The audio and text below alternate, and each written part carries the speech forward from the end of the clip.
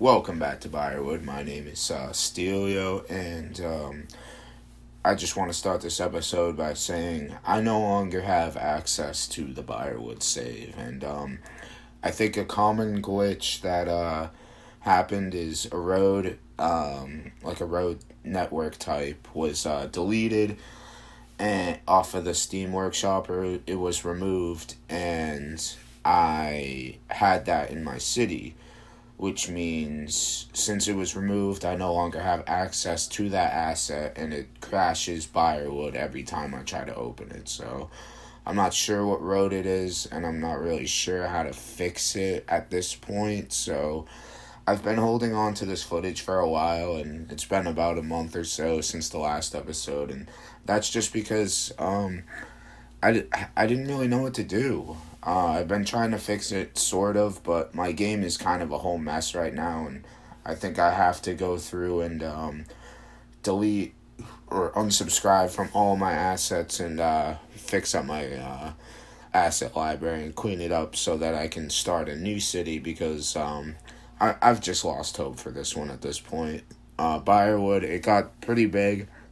I still have a lot of footage that I can use, so I decided, since I did record a lot more footage, like a whole, almost 10 episodes, I would say, I am going to use that footage, and I will end up producing videos for it. So there should end up being 34 videos in the end. So if I can get those videos out, I'm going to try to, because this city still comes to life, and I still want to act like I can tell the story and talk about the detail and the work that I put in. Even though I know I won't be able to work on it anymore, it's still nice to look at what I have worked on.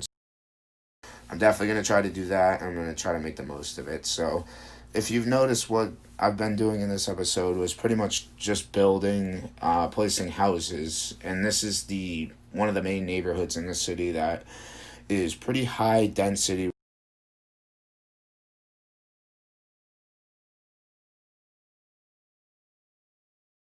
residential density, and there's a lot of three-decker housing, of course. So these buildings are common in the whole city like usual, and they follow this grid pattern because it's one of the more established in terms of historically. It was the land, when it was sold in a grid pattern to try and fit the most buildings in one plot. Obviously, the technology at the time was not premium, and it led to some imperfect grids. So not all of the grids, when it comes to neighborhoods, are in perfect, uniform grids. So you kind of have to pay respect to that aspect of just how mapping and all of that, surveying and stuff like that used to go, because the grids that we have, mainly in New England cities, are not perfect grids when you compare them to grids like New York or even West Coast like Los Angeles. Right now, I'm doing some work on what is going to be College Hill.